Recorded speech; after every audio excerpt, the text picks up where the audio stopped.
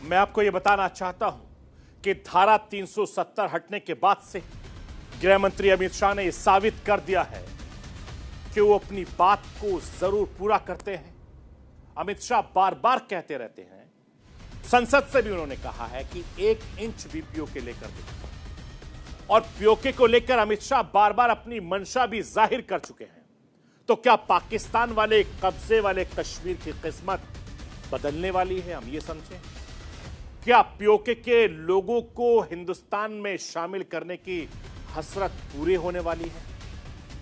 क्या 2019 में धारा 370 के बाद 2024 में अब पीओके की बारी है? क्या प्रधानमंत्री नरेंद्र मोदी ने अगले बड़े फैसले की स्क्रिप्ट तैयार कर ली है? कश्मीर को लेकर मोदी ने पहली गारंटी पूरी कर दी, अब बारी पीओके की, और इसके लिए मोदी सरकार ने पूरा प्लान तैयार कर लिया है।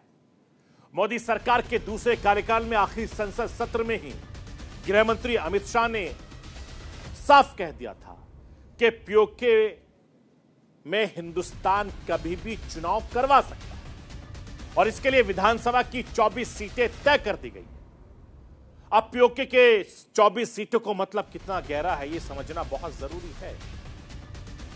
मैं आपको यह बताना चाहता हूं कि जम्मू कश्मीर के विभाजन से पहले विधानसभा में 111 सीटें थी, जिसमें कश्मीर डिवीजन में 46 और जम्मू डिवीजन में 37 सीटें थी। इसके अलावा लद्दाख में 4 विधानसभा सीटें, बाकी 24 सीटें पाकिस्तान के कब्जे वाले कश्मीर के लिए आरक्षित थी। लेकिन धारा 370 हटाए जाने के बाद जम्मू कश्मीर में 107 सीटें हो गई हैं, और पीओके की 24 विधानसभा सीटें तब तक खाली रहेंगी जब तक वहां पर पाकिस्तान का कब्जा है।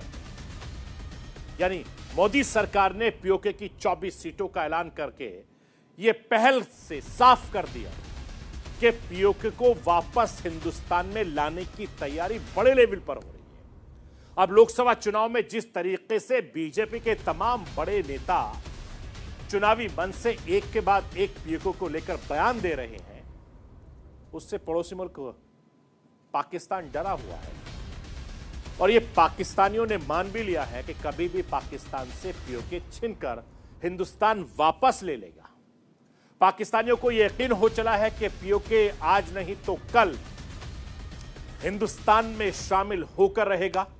मैं आपको पीओके से लेकर उत्तर प्रदेश के मुख्यमंत्री योगी आदित्यनाथ और असम के मुख्यमंत्री हेमंत बिस्वा शर्मा को सुनवाना चाहता हूं। सुनिए, ये नेता पाकिस्तान और पीओके को लेकर किस तरह की बात इन चुनाव में कर रहे हैं।